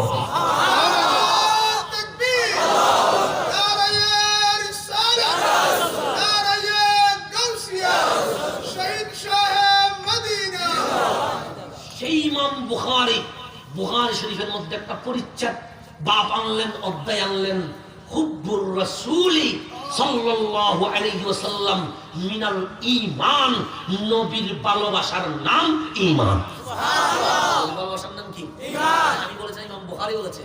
আমরা যখন নবীর ভালোবাসার কথা বলি, তাদের আন্তর্জাতিক মুফাসসিরে কোরআন বলে 15 বছর কোরআন গবেষণা করলাম, 15 বছর হাদিস গবেষণা করলাম। নবীর ভালোবাসা জান্নাত দিতে পারে, নবীর ভালোবাসতে হবে, এটা আমরা কোথাও খুঁজে পাই নাই। তো তুই বাংলা সটি বই পড়লে কেমনে খুঁজে পাবি? ইমাম বুখারী বলে আমার বুখারী কল, আমি সেখানে নবীর প্রেমকে ঈমান বলে ডিক্লার দিয়েছি। আমরা কি বাংলা বুখারী বলবো না ইমাম বুখারীর বুখারী বলবো? সেই ইমাম বুখারীর বুখারী শরীফে একটা অধ্যায় এনেছেন কিতাবুল ফিতান। অধ্যায়ের নাম কি? ফিতান। ফিতান মানে ফিতনা। আপনি যে বললেন আমি গ্রুপিং করি, আমি ভাগ করি, ইমাম বুখারী বলে একটা অধ্যায় আনলাম কিতাবুল ফিতান। ফিতান মানে যারা গ্রুপিং করে, যারা ফিতনা করে, যারা ফাসাদ করে। ইমাম বুখারী বলে সুন্নিরা ফিতনা করে না, এই ওয়াহাবির বাচ্চাগুলো ফিতনা করে। আমি বলি এটাকে বলছে ইমাম বুখারীকে মারলে ওনারা মারে না, আমাকে মারতে হবে। উনি বলতেছেন কিতাবুল ফিতানের মধ্যে উনি বলছেন হযরতে আবু সাঈদ খুদরি রাদিয়াল্লাহু তাআলা আনহু রাবি। শুধুমাত্র উনি নয়, আমার ছোট্ট ব্রেনে গবেষণায় আমি দেখলাম একই হাদিস আমার নবীর 55 জন সাহাবী বর্ণনা করেছেন। সুবহানাল্লাহ। সাহাবী। আমি যদি 55 জনের নাম পাই, আমার বাবা কতজন পেয়েছে আমি জানি না, আমার বাবার উস্তাদ কতজন পেয়েছে আমি জানি না। একটা কথা যদি আমিও বলি, একটা কথা যদি সভাপতি মহোদয় বলে, একটা কথা যদি আমার হুজুর বলে, একটা কথা যদি সবাই বলি, তার মানে কথাটা বড় গুরুত্বপূর্ণ। কথাটা বড়, অথচ একজন বললে হয়ে যায়। আমরা যদি আমার নামটি 5 জনে বলছেন, একজনে বলছে, একজনে অ্যানাউন্স হয়ে গেছে, কিন্তু নবীর 55 জন সাহাবী থেকে হাদিসের বইয়ে আমি এই হাদিসটা খুঁজে পেয়েছি। একটা হাদিস নবীর 55 জন সাহাবী বলেছে। কয়জন সাহাবী? 55 জন সাহাবী। যদি কারো লাগে আমার সাথে যোগাযোগ করতে বলবেন। হযরতে আবু হুরায়রা রাদিয়াল্লাহু তাআলা এই হাদিস বর্ণনা করেছেন। হযরতে ফারুক আযম রাদিয়াল্লাহু তাআলা এই হাদিস বর্ণনা করেছেন। হযরতে মাওলা আলী এই হাদিস বর্ণনা করেছেন। হযরত উসমান যিন্নুরাইন এই হাদিস বর্ণনা করেছেন। হযরত আবু সাঈদ খুদরি এই হাদিস বর্ণনা করেছেন। হযরতে মা আয়েশা এই হাদিস বর্ণনা করেছেন। হযরত আব্দুল্লাহ ইবনে মাসউদ এই হাদিস বর্ণনা করেছেন। হযরত আব্দুল্লাহ ইবনে ওমর এই হাদিস বর্ণনা করেছেন।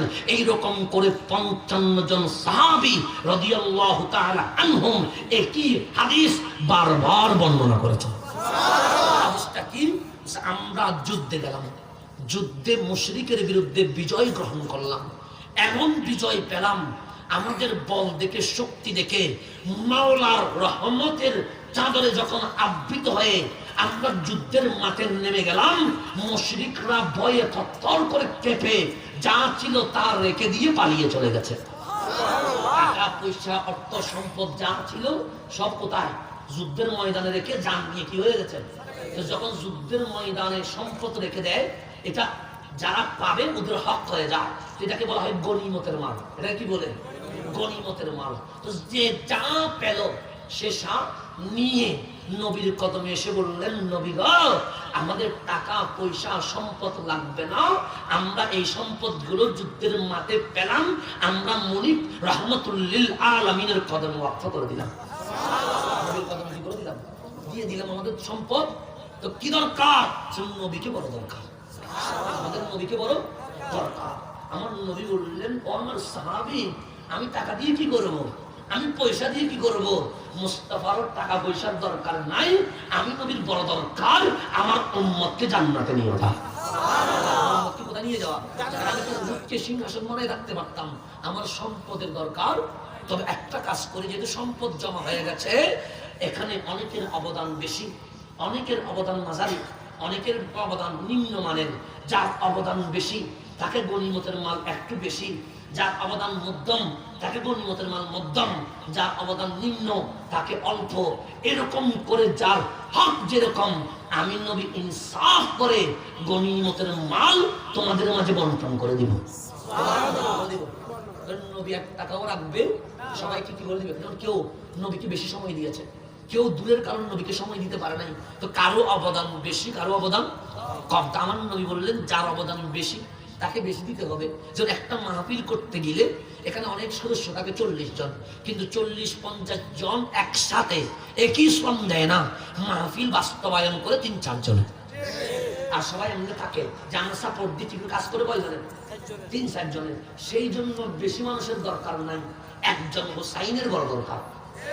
একজন হোসাইনের 3 লক্ষ মানুষ দিয়ে কি করবেন? করোনার মধ্যে পুঁজি পাওয়া যায় না, এগুলো দিয়ে কি করবেন? করোনার মধ্যে খুঁজে পাওয়া যায় বসিয়া কমিটিকে, করোনার মধ্যে খুঁজে পাওয়া যায় গোসল আজম মাঝবান্ডারি মুনিদকে, করোনার মধ্যে খুঁজে পাওয়া যায় সুন্নিদেরকে। তো বিপদে যারা সাথী ওদের নাম হোসাইন, সুবিধায় যারা আসে তাদের নাম এজিদি। অতিথি পাখি হয়ে যারা আসে তাদের নাম কি? অতিথি পাখি যারা হয়ে আসে ওদের নাম এজিদি। বিপদে যারা সাথী হয় ওদের নাম হোসাইন। ওদের নাম কি?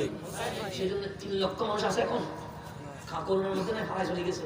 কিরে তোরা এমন কেন? আমরা তো বড় সুবিধাবাদী, আমরা বড় কি সুবিধাবাদী, বলতে হওয়া যাবে না, বিপদে থাকবে না এগুলো। সেই জন্য নিজে যখন বিপদে পড়ে বক্তরা রাখি চলবে, বক্তরা কি হয়?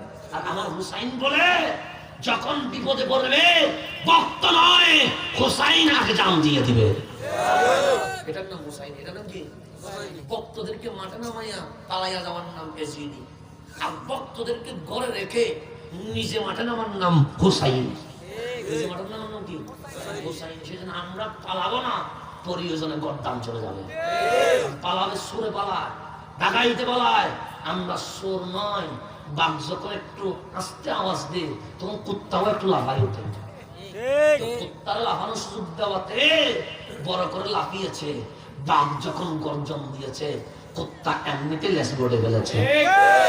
সেই জন্য কুত্তাদেরকে আর সুযোগ দেওয়া যাবে না, বাঘদেরকে এখন মাঠ পাহারা দিতে হবে। একজন বাঘের সামনে হাজারো কুত্তার কোন কি নাই, মূল্য নাই। এরকম 3 লক্ষ থাকতেই পারে, কারণ ঘরে ঘরে রাস্তায় রাস্তায় কুকুর অনেক বাচ্চা দেয়, বাঘ একটা দিয়ে হাজারো কুকুরকে ভয় লাগায় দেয়। সেই জন্য সুন্নি মানে হোসাইনি, হুসাইনি বেশি হয় না কম হয়? কমের মধ্যে বাঘ হয়, আর কুকুর তো অনেকেই থাকে, সুতরাং এগুলাকে গড়ে কোনো লাভ নাই। ৩৬,০০০ কুকুর হয়ে লাভ নাই, ৭২ জন বাঘ হয়ে যান। ৭২ জন কি হয়ে যান? কুকুর হয়ে কোনো লাভ। ক্যামেরা সুবিধা আছে, ১০০ ক্যামেরা বসে গেছে, করোনা আসলে সঙ্গে মারা চলে গেছে। এইরকম কুত্তার দরকার নাই, বাঘের বড় দরকার। এখন সামনের দিকে চলে যায় তো কিতাবুল ফিতানের মধ্যে এই হাদিসটা ইমাম বুখারী বলছেন, হযরত আবু সাঈদ খুদরি রাদিয়াল্লাহু তাআলা আনহু আমার নবী গনিমতের মাল নিয়ে বসলেন, ডাকতে লাগলেন, সিদ্দিক আসো, তোমার হক এটা, ফারুক আসো, তোমার হক এটা, উসমান এসো, তোমার হক এটা, আলী এসো, তোমার হক এটা, ওহার চাচা আব্বাস আসেন, আপনার হক এটা, রাদিয়াল্লাহু তাআলা আনহুম। আমার নবী যখন গনিমতের মাল দিচ্ছেন, ইমাম বুখারীর হাদিস এভাবে, ফাজ্জা আব্দুল্লাহ ইবনে জিল খায়সারা আত-তামিমি, এমত অবস্থায় আব্দুল্লাহ ইবনে জিল খায়সারা তামিমি আসলো। যা মানে কি আসলো? উনি কে? ওনার মাথায় পাগড়ি আছে, উনি কে? ওনার মুখে দাঁড়িয়ে আছে, উনি কে? হাতে তসবিহ আছে, উনি কে? বগলে আল কোরআন আছে, উনি কে? জুব্বা আছে, উনি কে? পকেটে মেসওয়াক আছে। আমি বলি নাই, হযরতে আব্দুল্লাহ ইবনে আব্বাস রাদিয়াল্লাহু তাআলা আনহুমা বলছেন, আমরা তাহাজ্জুদের নামাজ কন্টিনিউ পড়তে চেষ্টা করতাম, কেউ সপ্তাহে 3 দিন, কেউ 4 দিন, এরকম করে পড়তাম, মাঝে মাঝে বাদ যেত, কিন্তু একজনের জীবনে তাহাজ্জুদের নামাজ বাদ যায় নাই, তার নাম আব্দুল্লাহ ইবনে জিল খায়সারা তামিমি। তাহলে 5 ওয়াক্ত নামাজ না, কিসের নামাজ? জীবনে কোনোদিন কি হয় নাই, কাজা হয় নাই, বাদ যায় নাই। বসে এত বেশি লম্বা করে নামাজ পড়তেন দাঁড়াইয়া। একদিন আমি তার ইজার লুঙ্গিটা তুলে দেখলাম, পায়ের মধ্যে মাংস নাই, চামড়ার হাড্ডি মিশে গেছে। ইবাদত কম না বেশি? নামাজ বেশি, রোজা বেশি, কোরআন তেলাওয়াত, মেসওয়াক আছে, টুপি আছে, কাঁধের উপর জুব্বা, দেখলে মনে হবে জান্নাত থেকে পালায় চলে আসছে। দেখলে মনে হবে কোথা থেকে আসছে? জান্নাত থেকে পালায় কোথায় আসছে? দুনিয়াতে আসছে। এরকম মানুষ দেখলে মনে হবে এই চেয়ে ভালো মানুষ আর হতে পারে না। সুন্দর স্মার্ট, কথাগুলো বড় চমৎকার। আমার নবী তার একটা পয়সাও দেয় নাই, আমার নবী তার একটা পয়সাও, সবাই দিল কিন্তু তারা দেয় নাই। এই মুসল্লি মনে মনে ভাবতে লাগতেছে, তাহাজ্জুদের নামাজ কোনোদিন বাদ দিই নাই, মেসওয়াক কোনোদিন বাদ দিলাম না, কোরআনের তাফসীর কোনোদিন বাদ দিই নাই, আমি তো কিছু পাই। সম্পদের লোভে পড়ে আমার নবীর দিকে আঙ্গুল তুলে বলতেছেন, ইয়া রাসূলুল্লাহ, ইদিল, ইনসাফ করেন, ন্যায় বিচার করেন। কি করেন? ইনসাফ করেন। অন্য হাদিসে দেখলাম আরেকটা শব্দ, ইত্তাকিল্লাহ, আপনি আল্লাহকে ভয় করেন। কাকে ভয় করেন? এখানে গালি দিছে, গালি দেয় না, মরা বলছে, জানে না বলছে না, দুইটা চমৎকার শব্দ বলেছে। একটা হচ্ছে ন্যায় বিচার করেন। তো ন্যায় বিচার করতে বললে কি গুনাহ হবে? আমি যদি বলি আপনি ন্যায় বিচার করেন, গুনাহ হবে? আমি যদি বলি ভাইজান আল্লাহকে ভয় করি, গুনাহ হবে? আরো সওয়াব হবে, কারণ আমি আল্লাহর জিকির করলাম। কথা ঠিক কিনা? আমি ন্যায় বিচারের কথা বললাম, আপনাকে বললে সওয়াব, আপনি আমাকে বললে সওয়াব, নবীর দরবারে বললে বিয়াদবি। নবীর দরবারে বললে আমার নবীকে যখন বললেন ইনসাফ করেন, ফারুকে আযম তরবারে বাইর করি গর্দানের উপর তুলে দিয়ে বলছেন, ইজানলি ফাআদরিব উনুকাহ, নবীরে একটু অনুমতি দেন, এই বিয়াদবের গর্দান আমি বিভাগ করে দেব। বিয়াদবের গর্দান কি করে দেব? ওই বাঙালি শিক্ষিতগুলো কই, যারা বলেন নামাজ এক, রোজা এক, হজ এক, যাকাত এক, ইসলাম এক, মুসলমান এক, কোরআন এক, আল্লাহ এক, নবী এক, এগুলো সবগুলো আব্দুল্লাহ ইবনে জিল খায়সারার কাছে আছে। নবীর আদব নেই। ফারুক আযম কি ধরে বলছেন? জিজ্ঞেস করা হলো, ফারুক তো হিন্দু নয়, ফারুক তো ইহুদি খ্রিস্টান নয়, তুই তরবারি তুললা কেন? সে হিন্দু বৌদ্ধ সাকমা হলে তুলতাম না। কেন? ইসলামের মধ্যে মারার কোনো বিধান নাই, ওরা মারতে আসলে তুলতাম, কিন্তু এমনিতে আমি ফারুক কোনোদিন তরবারি তুলি। এরকম টুপিওয়ালা, দাড়িওয়ালা, জুব্বাওয়ালা মুফাসসির কোরআনের উপর কেন তরবারি তুললেন? আমার ফারুক ডাক দিয়ে বলে, সূর্য আলো দেয় আমার নবীর কারণে, চাঁদ হাসে নবীর কারণে, তারকারা ঝিকিমিকি করে নবীর কারণে, আসমান বিছানো হয়েছে নবীর কারণে, জমিন সাজানো হয়েছে নবীর কারণে। আমার কি বলে, আমার আলা হযরতকে জিজ্ঞেস করেন, আয় আলা হযরত, ফারুক আজম কি বলে? ফারুক আজম বলতেছে জমিন ও জমা तुम्हारे लिए मकीन मका तुम्हारे लिए चुनी चुना तुम्हारे लिए बने दुजहा तुम्हारे लिए हम आई इहा तुम्हारे लिए। नारे तकबीर, नारे रिसालत, नारे गौसिया, আহলে সুন্নাত ওয়াল জামাত, মিলাদুন নবীর দুশমনেরা।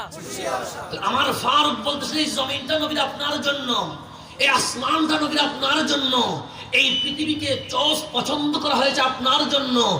আমি ওমর এবং আপনি আল্লাহর বান্দাগুলো জমিনে এসেছে ইয়া রাসূলুল্লাহ স্লোগান দেওয়ার জন্য।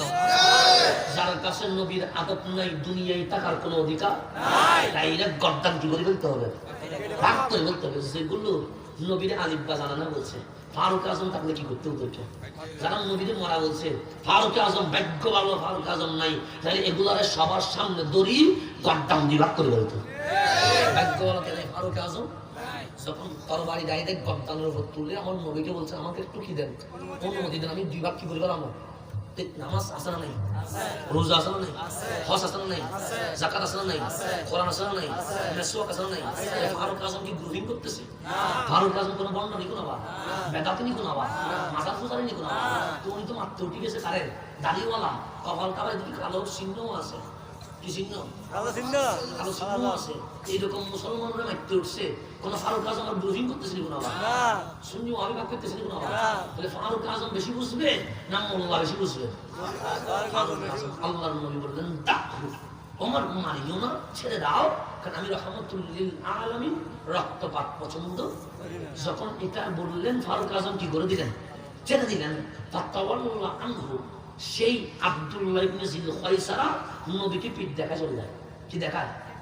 আমরা মাজারের মধ্যে আদব দেখাই, এইভাবে করে বের করে, আর এইভাবে করে আসা পিঠ দেখায়।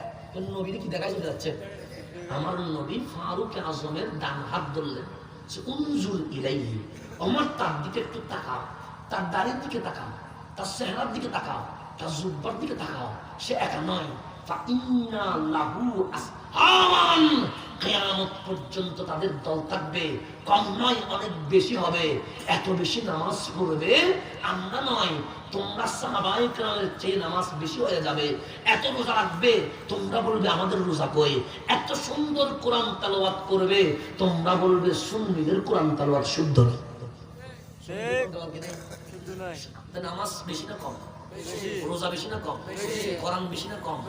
আল্লাহর নবী বলতেছেন আমি একটা সার্টিফিকেট দিয়ে গেলাম, দমক থেকে তীর যেইভাবে বের হয়ে যায়, তাদের কলবের ভিতরে ঈমান ঢুকে নাই, ঈমান বের হয়ে গেছে, সবগুলো বেঈমান, এগুলো জাহান্নামের কুকুর হয়ে যাবে। তাহলে বন্ধু আমার, টুপি আছে না নাই? রোজা আছে না নাই? হজ আছে না নাই? আল্লাহর জিকির আছে না নাই? তাফসীর কোরআন আছে না নাই? নাই কি? আদবের নবী, আদবের রাসূল। তো আদবের রাসূল জান্নাত, সে জান্নাত দেখবেন না, এটা আমার ফতোয়া নয়, এটা ইমাম বুখারীর ফতোয়া। যার কাছে নবীর আদব নাই তার নাম বাতিল। তার নাম কি? সে কোথায় যাবে? জাহান্নামে যাবে। এতটুকু বুঝা আসছে, তাকে বলা হয় খারেজি।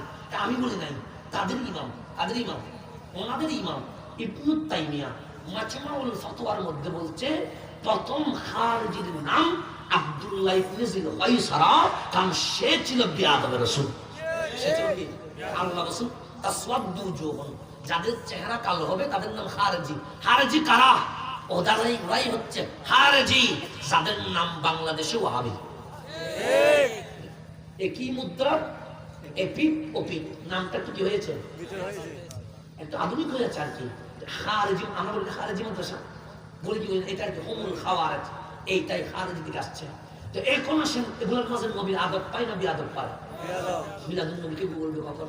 মিলাদুন নবীকে বেদাত বলবে, মেরাজুন নবীকে বন্ড বলবে, মাজারকে পূজা বলবে। তো বিয়াদবি আছে না? এই বিয়াদবদেরকে খারেজি বলে। বিয়াদবদেরকে কি বলে? আল্লাহ যেন খারেজি থেকে আমাদেরকে হেফাজত করে। আমি শেষ দিকে চলে আসছি।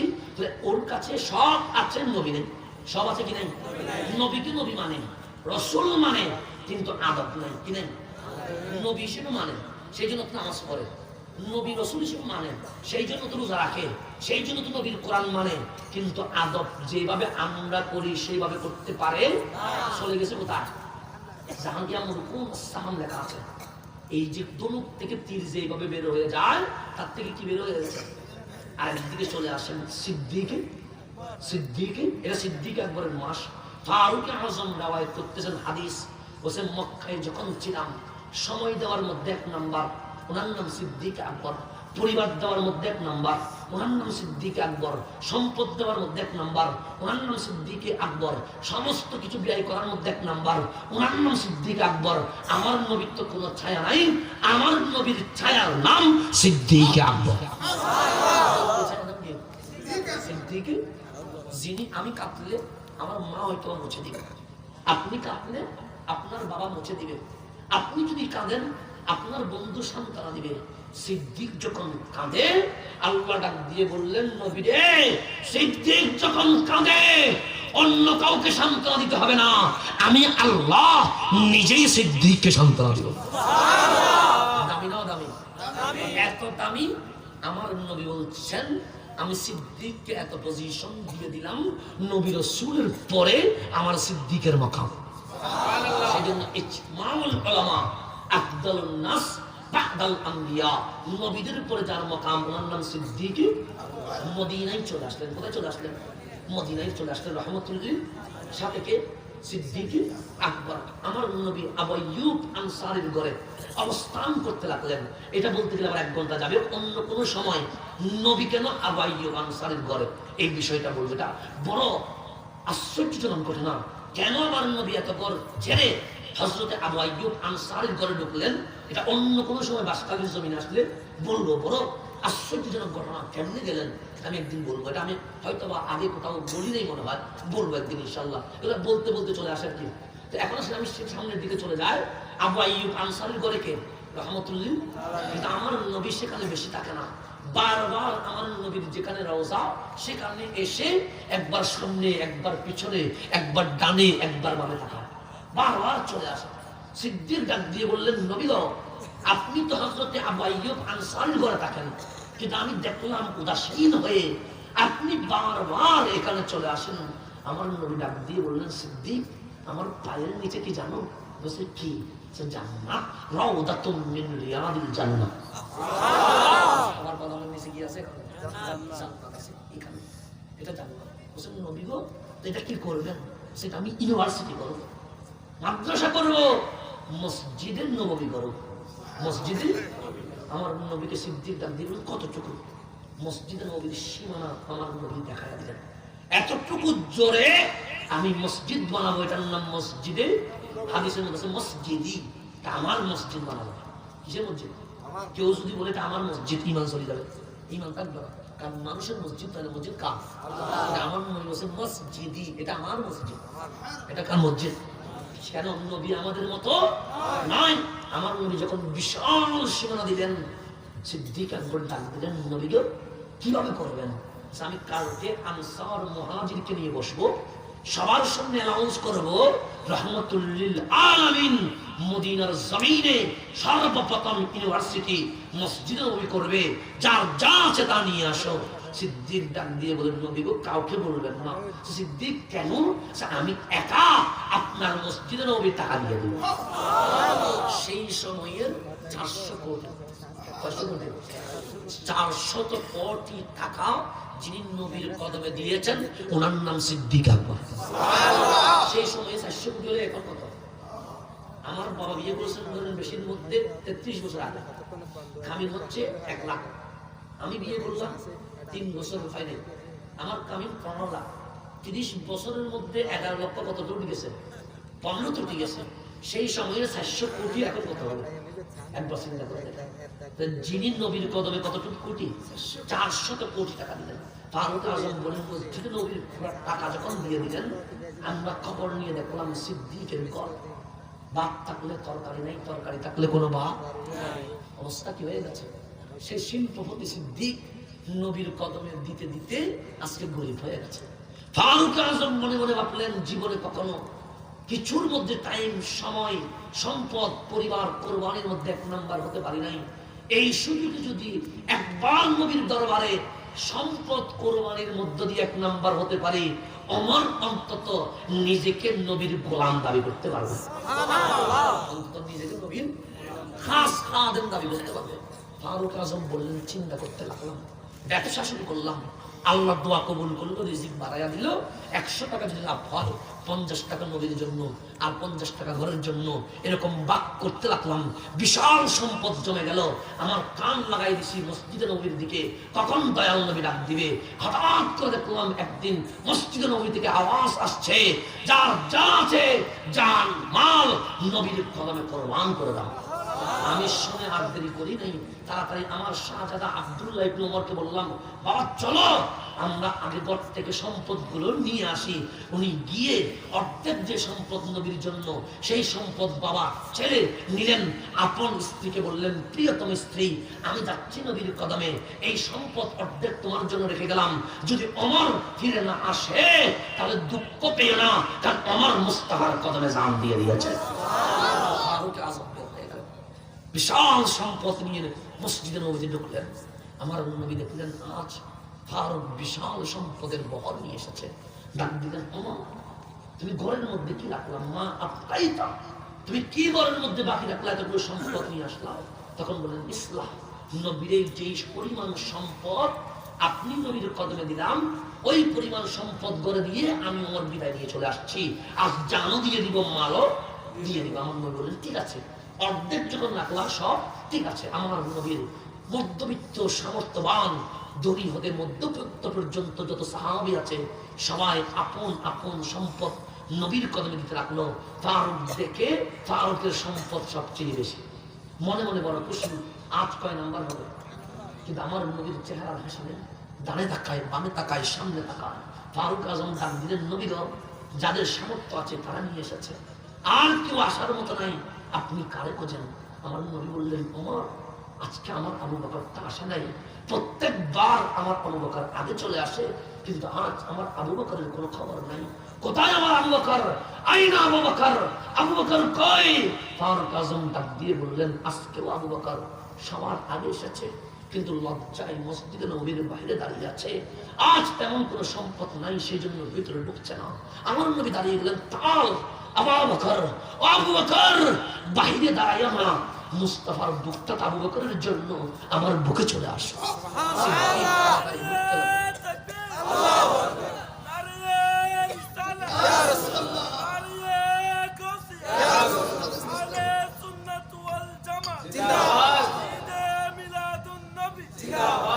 সিদ্দিক আকবর 3-4টা ছোট ছোট পোটলা নিয়ে ঢুকতে লাগলেন।